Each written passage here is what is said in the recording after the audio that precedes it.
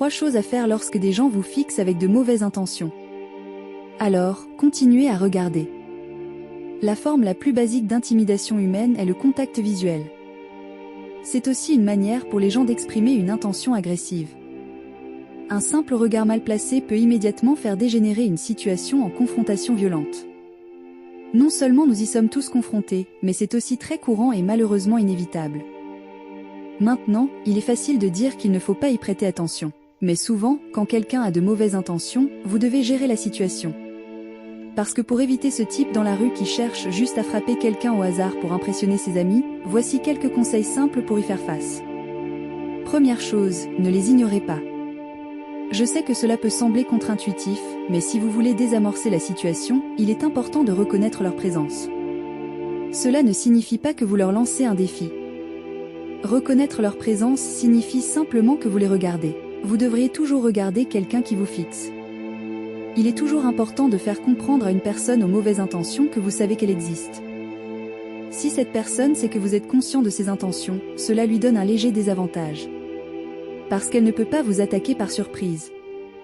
Le simple fait d'établir un contact visuel et de lui faire comprendre que vous l'avez repéré joue en votre faveur. Car en réalité, vous prenez ainsi le contrôle de la situation. Si, par exemple, vous choisissez d'ignorer cette personne, quel signal lui envoyez-vous ? Potentiellement, vous lui faites comprendre que vous avez peur, que vous n'êtes pas préparé à gérer la situation, ou pire encore, que vous êtes intimidé. Ainsi, la meilleure chose à faire est d'établir un contact visuel. Si nécessaire, vous pouvez sourire ou même hocher la tête. Mais si vous choisissez de hocher la tête, faites-le toujours vers le bas, jamais vers le haut. Un hochement de tête vers le haut peut être perçu comme un signe d'arrogance, ce qui pourrait aggraver la situation, notamment avec des personnes à l'ego fragile, le type de personnes dont nous parlons ici. La durée de votre regard est également cruciale. Un bref regard pour reconnaître leur présence est suffisant. Mais un regard prolongé peut aggraver la situation. Parce que cela devient alors un jeu d'intimidation. Ce que vous ne voulez surtout pas, c'est entrer dans une compétition d'intimidation avec quelqu'un qui essaie de vous intimider. C'est un jeu très dangereux à jouer.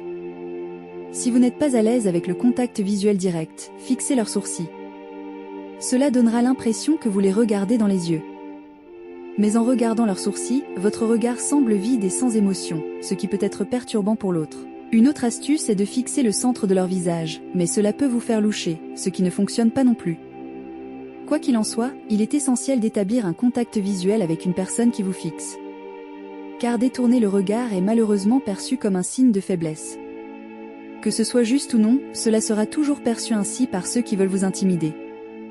Deuxième chose, gardez un œil sur eux. Ce type pourrait essayer de vous attaquer par surprise. Vous devez donc savoir exactement où il se trouve à tout moment. Regarder ailleurs et l'ignorer peut être acceptable à ce stade, mais la clé est de toujours savoir où il est dans votre environnement. Si je croise cette personne, je la reconnais, mais je garde aussi à l'esprit où elle se trouve et ce qu'elle fait. C'est facile à faire en utilisant les reflets autour de vous. Si vous passez devant une vitrine, utilisez son reflet pour voir ce que fait la personne. Mais en même temps, ayez une conscience générale de votre environnement. Surtout si vous êtes dans une rue bondée ou un bar rempli de monde. Attention, il ne faut pas non plus trop en faire. Ne vous fixez pas uniquement sur lui, car cela attire l'attention et peut donner l'impression que vous manquez de confiance en vous. Ayez simplement une idée générale de sa position. Personnellement, j'aime toujours observer ce qu'ils font. Mais je pourrais être un peu paranoïaque. J'aime analyser la situation dans son ensemble. Que font-ils de leurs mains? Avec qui sont-ils? Où sont-ils positionnés? Combien sont-ils? Tous ces éléments permettent de faire un rapide état des lieux et de continuer son chemin. Il est aussi important de savoir s'ils sont seuls ou accompagnés. Car s'ils sont en groupe, vous devez identifier leurs amis. Souvent, vous pouvez repérer les groupes en regardant leur style vestimentaire et leur proximité. Parfois, si la personne qui essaie de vous intimider ne reçoit pas la réaction qu'elle attend, elle peut tenter de vous attaquer sans prévenir. Troisième chose, ne soyez pas à portée d'attaque. Cela semble évident, mais ce n'est pas aussi simple que de simplement partir. Vous ne pouvez pas juste vous éloigner si quelqu'un a de mauvaises intentions. Parce que c'est justement le type de personne qui attendra que vous tourniez le dos pour vous frapper par surprise. Ce que vous devez faire, c'est vous retirer de manière tactique. Je sais que retraite peut sembler un mauvais mot, mais ici, il s'agit de vous éloigner de la situation tout en restant conscient de votre environnement. On peut appeler cela une conscience situationnelle inversée. En gros, vous partez, mais en restant attentif. Vous regardez par-dessus votre épaule. Vous surveillez la personne du coin de l'œil. Vous utilisez les reflets autour de vous pour savoir où elle se trouve. Mais le plus important, c'est de partir en sachant exactement où elle est. Et si vous avez suivi la deuxième étape, vous saurez aussi s'ils sont plusieurs et s'ils essaient de vous encercler. Être conscient de votre environnement peut vous sauver la vie si quelqu'un vous a déjà montré qu'il avait de mauvaises intentions. Dans cette situation, il faut s'éloigner aussi vite que possible, mais intelligemment, sans se mettre en danger. Ne cherchez jamais l'affrontement. Cela ne ferait que donner à cette personne ce qu'elle veut, une validation de son ego. Vous seriez aspiré dans un jeu de domination inutile.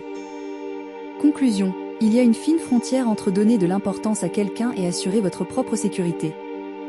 Vous devez trouver le bon équilibre. Oui, fixer quelqu'un peut être un signe de domination sociale. Mais en fin de compte, cela reflète souvent les propres insécurités de la personne qui cherche à intimider. Si une personne ne doute pas de sa propre supériorité sociale, elle ne ressentira pas le besoin de fixer les autres avec de mauvaises intentions. Être simplement confiant en vous-même suffit souvent à éviter ces confrontations inutiles qui mènent à des bagarres de rue. Comme je l'ai déjà dit, vous apprenez à vous battre pour ne pas avoir à vous battre. Les personnes réellement confiantes en leurs capacités n'ont pas besoin de prouver quoi que ce soit dans des combats d'ego. Parce qu'elles savent ce que cela implique. Elles savent ce que cela fait d'infliger et de ressentir la douleur. Alors souvenez-vous, si vous ne savez pas vous battre, ne soyez pas provocateur, mais apprenez à vous défendre pour ne jamais être une cible. Merci d'avoir lu. Provocateur, mais apprenez à vous défendre pour ne jamais être une cible.